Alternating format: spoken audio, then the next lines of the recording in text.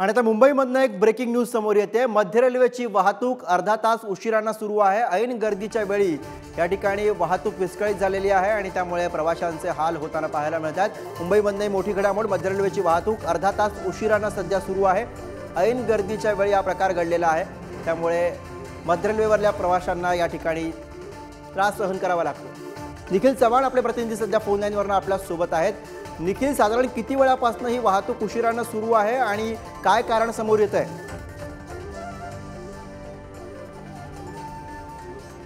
आपल्याला पाहायला मिळते साधारण अधिक वेळ या गाड्या आहेत त्या उशिराने धावत आहेत।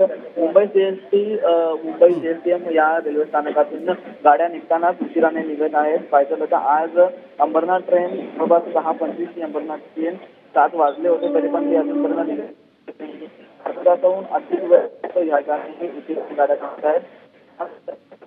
हे बंतू उशिरामुळे ऐन गरजेचा त्रास आहे तो सहन करावा लागतोय। रेल्वेकडून अजूनपर्यंत कोणत्याही स्पष्टीकरण ते देण्यात आलेलं नाही, परंतु गाड्या उशिराने धावत असल्या तरी त्या गाड्या या सुरू आहेत।